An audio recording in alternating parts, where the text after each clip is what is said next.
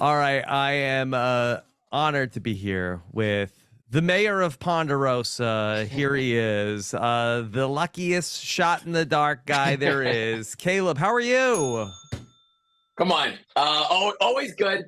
Even today, yeah, nothing like making history on your way out the door, but I'm glad to be on the jury. I always say no one ever wants to be on the jury, but you're honored to make it at least that far, right? And so, yeah, it would be great to help find who's going to be the winner of this game. Okay, Kaleb, what a run it was for you. Very sad and surprised. I mean, I guess I shouldn't have been surprised. Things were going downhill for you. I mean, did you expect to make it through that tribal council that you went to?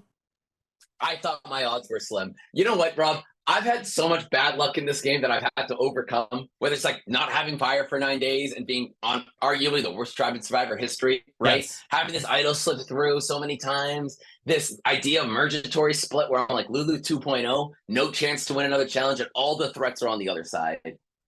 Like I had so You many did things go against me. have really good luck one time, though, Kaleb. And you should see the T chart I have in my journal. It's like shot in the dark and everything else, right? Mhm. But I'm sitting here and I'm thinking to myself, you know what?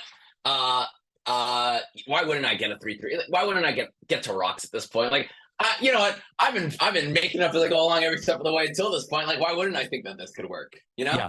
Okay, so when you went to that tribal council, were you expecting Katura to go to rocks for you at that vote? I did. I Yeah. did.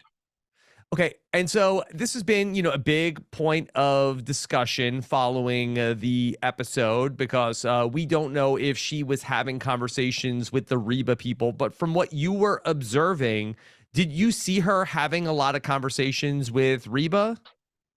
Yeah, we all had conversations with everybody. So I know that she was having conversations with me and with Austin and with Julie. I know that they had a long conversation on the beach. My thing was, I told her because I wanted to legitimately work with Katura. I felt like we needed each other for better or worse. We needed each other, and I just felt like why would I leave this bomb underneath the bed? That is either going to be blown up tomorrow or it could be blown up tonight, which ended up Austin obviously told her about it once they were having those conversations. Hmm. And throughout the game, I treated Katura like Emily because for some reason, I know why Emily was on the bottom. I'm not sure why Katura was on the bottom. Yeah, she had some social mistakes, but Yeah. she was on the bottom and I couldn't risk telling her everything and blowing up my own game. But I looked out for her as much as I could and I knew she knew that. So It it was really just, do you want agency or not? Kaleb, it seemed like that you had a pretty good conversation with Katura about Bruce's idol, but then the conversation we saw that she had with Jake seemed like it kind of went sideways. Were you privy to that when you were on the island, or was it a surprise to you when you watched that play out? I did not know on the island that they talked about the rings. And I think, in hindsight, that was the point where she felt like I wasn't just left out, I was potentially made a fool of, right? At the time, she provided a lot of reassurance to Jake after that point in the conversation and then came to me. So I didn't, based on our conversation, thought that there was a legitimate chance. And with the fact that I had no shot in the dark, the fact that I was going to the jury, I figured she doesn't, she would tell me, right? Yeah. Yeah, that just wasn't the case. Based off of what you knew in the moment, did you feel like that Katura's decision was more about that, hey, I really didn't like that I was left out of the Bruce Idol thing, or that she felt like that she was like getting some inroads with the Reba people?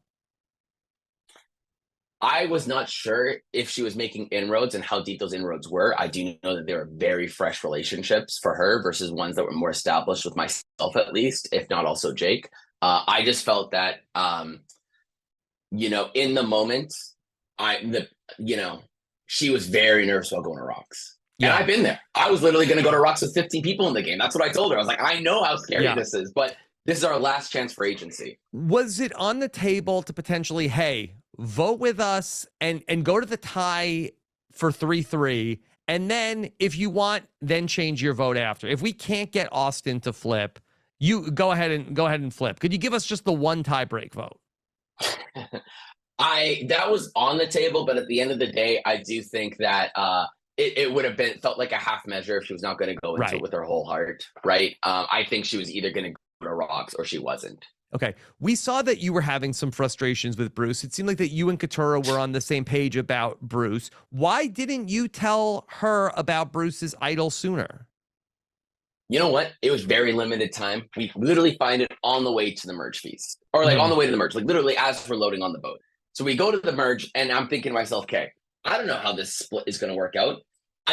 Let me wait until after I see the split before telling Katura, because if it's her and I on the bottom, she might just use this as a way to blow up my game, right? Mhm. And I probably was jaded from seeing Emily on the bottom, and she's like a cat in a in a dumpster fire, trying to get out. So I think, okay, let me wait. And then she's fighting so hard for me. I would tell her, but at the same time, the only thing that's going to do is make her fight less, in my opinion. So my plan after the Shot in the Dark night was to definitely tell her. But from the night of Shot in the Dark to that challenge, we literally, you could see it, we're doing at sunrise, basically, are going to tree mail and coming back and going to the challenge. So there was so little time. That was the first opportunity I felt like I had. I really, in hindsight, probably wish I told her that morning on the way to True Mail to pick up the stuff, but it was just so early in the morning. I did not realize that we had so little time in the day. Kaleb, I know you were fighting for your life at that previous tribal council, but do you think that it came back to hurt you that you threw the Rebo women under the bus so hard at that previous tribal council and then we're on this smaller tribe with D? Oh, absolutely. I mean, the two people I throw under the bus are the two people who are with me, and one of them's immune. Like, yeah, it couldn't have went worse for me. In a million other splits, I feel like this is probably the second or third worst one that could possibly have happened. Yeah. And so, yeah, it definitely hurt me. But it was a calculated risk that failed. Okay, Kaleb, then if there was not this split into two tribes of six, how do you feel like that things would have gone for you if this was a normal 12-person tribal council following you successfully playing the Shot in the Dark? I was so optimistic, Rob. I tell you, I felt like, number one, Emily was not the only person who told me to play my Shot in the Dark. Jake told me, and Sifu told me. Yeah. So, and then Katora and Kelly, they're telling me, hey, you're getting votes. We're trying to help you. Like, I had people who just wasn't going to die and like be in a minority vote. But we had probably six of us plus Kendra. Like, I really did feel like there was a huge opportunity for us to be able to get the numbers. I thought Sifu was very flippable. And I think it would have been such an exciting tribal council. It is what it is. But I just feel like that war was completely focused on Reba, and the person I wanted out most was Drew. Okay, let's talk about what was going on with you and Bruce, because I know that you were a little surprised, that Bruce seemed to be not liking what you were doing so much at the merge. So it seemed like that you started off on the right foot, but what went wrong with you and Bruce? I still can't tell you. I was in the Amazon playbook. I was a deputy fire bitch. I was doing everything that this guy says the entire time. I know what I'm doing. I know how to play this game. I can be patient. We're trading personal stories. I'm doing everything to invest in Bruce because I know that's the type of person he needs. I think at the merge, he really was just so old school. He was, I hate to throw it on the boomer, but like he wanted us to just, Bellows here, Red is there, don't talk. He literally told us that before we left. We were like, we can't do that, Bruce. So I think that just the idea that we were talking at all with the Reds, and when I talk to people, I don't think I had any one-on-ones with them. It would be group conversations, but with me, I don't know what it is. It's just animated, there's banter, you know what I mean? You're like creating jokes and everything else. And I just think that it just looked different. And he came from an insecure place of thinking, how could we use this? And instead thought, it's a reality TV mistake that always happens. Do we vote for the people who are definitely against us or who are maybe against us?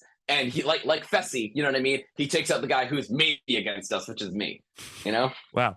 Wasn't expecting to talk about Fessy today. I don't know where that came from. I just thought that out. Yeah. Tell us a little bit. What else didn't we see from this smaller group that you were in this episode? That would help us understand it. Yeah. I think that Katura, I think definitely did try and have conversations with everybody, including the Red. So we don't know what conversations were had there. I also thought that Julie had an idol. The one thing I knew for sure was Sifu didn't have an idol. When everyone tells you that somebody has an idol, unless they've seen it, there's no chance that person has an idol. So the entire time I'm like, does D have it? I don't know. I didn't think Austin had it, which he ended up having it, right? But I thought Julie or Drew potentially definitely did have it. I was terrified of Julie on the island. There's just something about her.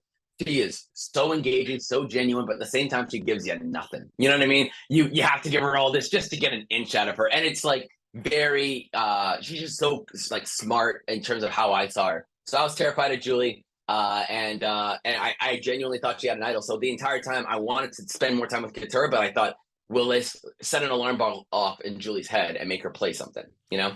Yeah, it seemed like that Austin was willing to try to keep you into the game a little bit more. Did you have a close relationship with him? I think we just both had self-interest in mind, where we both knew we're the big shields. He knows I'm never coming after him. If I'm at the end with, I've said like Sean and Hannah and Emily and, Katura, and like I'm going to be gone every single time in that situation. So I wanted to like 6 out of 8 people in the final 8 to be all the biggest threats: social, strategic, physical, all of them. So he knew I wasn't coming after him. I think it was in his self-interest to keep me. I was pretty upset with him, but obviously he had a very strong alliance that he felt good about. Yeah. And so he wanted to roll with that as opposed to, pushing too hard and keeping me. Kaleb, I think you had such an interesting Survivor story of coming in, and we knew from the start of the season, you know how I felt, that you were such a big threat coming in. It was going to be interesting to see how you were able to navigate this. Is there anything that you wish you could have done differently, or was it just that you were just so unlucky with the group that you were with from the start? There was nothing you could have done different.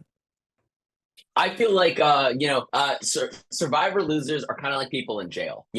Everyone in jail is like, I'm actually innocent, and everyone in Survivor who's a loser is like, I was just so unlucky. But I do think that there was a lot of this bad luck that I was trying to overcome. I think you got to mitigate the bad luck, maximize the good luck. And you know what? There was one thing that happened too quickly. If I was to redo everything, knowing that there was a 6-6 split on the other side, knowing that the shot in the dark was going to work, like there's so many things that, like, yeah, would you have done it differently? Sure. If anything, I'll tell you this, would have maybe, in hindsight, maybe even been like, Bruce, great idea. Let's keep blue on this side, red on that side, and actually try to divide the game more is probably the thing I maybe could have considered more in hindsight.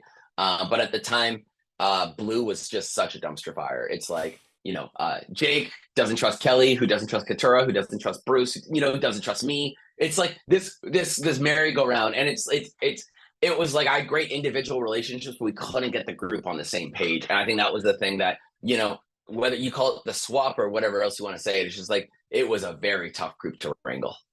What else can you tell us that we don't know about your Survivor experience that we didn't get to see on the show? Yeah, there's a couple of good stories. I think one, the Sabaya boot after losing that challenge, I always say it was she was wearing this full black thermal, right? After losing that immunity, we go to the tent, they start dumping ice water on her. Dr. Joe is there. She's like, can barely live. And she's just like, I need to talk to production. Because she wants to ask about putting the idol in the fire. And I already know she's going to ask this. So I'm here. I'm like, it's okay, Sabaya, get better. I need to ask them about the shot in the dark first. I go there and I'm like, listen, she's about to ask you to put this idol in the fire. That's bullshit. You can't let her do it. Like, no. Because I was like, I thought I had Emily, and this was just my last chance to, if the Sabaya doesn't have a vote, I get to say what happens at this tribal council, Even going to the rebound on the raid, I was like, they're like, are you going to bring back any embers? I was like, absolutely not. Are you kidding me? I love you, Sean and Sabaya, but this is my game. I won't be number 3. So there's some good stories there. I think, like the letting out the information about the idol, I tell Kelly first, then I tell Jake, then I tell Bruce, who immediately tells Kelly, who comes to me and is like, why did you tell Bruce? And I'm like, I know that this information is going to get out there eventually, so I don't want to let this be a reason for people to come after me. I literally told him the morning of the merge, and somehow he gets it. Like, I can't even tell you, losing this idol was just such a buzzkill, Yeah. Were you surprised when you heard about Sean when you got to the merge? Shocked. I mean, we heard about it during the journey, the amulet journey from Kelly, that he ended up quitting the game. And I said it all the time on the show before. I was just that I thought Sean was arguably one of the best players that I had met. Mm-hmm. When I was at Lulu, I wanted to work with him. He was always closer with Sabaya. And I wanted to take Sean out instead of Sabaya at that boat. Emily convinced me not to, especially with Sabaya coming after me and having the idol. It made sense. No half measures, but I was really surprised, and I have a lot of love for that guy. He's a very, very genuine dude, and I appreciate what he said in the exit press as well. Yeah. Well, Kaleb, I have a million more questions for you, but we're running out of time. Anything else you wanted to let us know before you got to run? No, just always a pleasure. You know what I mean? Appreciate all the love. And you know, just I'm a merge boot basically. You don't have to worry about me. You know, right? I'll come back for any RHAP episode. You just let me know when. Okay. All right, Kaleb, you're very good at this, but too good at this. Let me tell you. Let me give you the advice. Okay, I gave this to somebody else. Great once advice. I'll take it. Here we go. Gain 200 pounds. Think I about put it. on 20-something pounds before the show. I tried. I'll work on that one though. You know, it's some good ones. All right, Kaleb. Cut my hair too. Yeah. All right. Thanks so much. All the best. Take care. Bye. Always a pleasure, brother.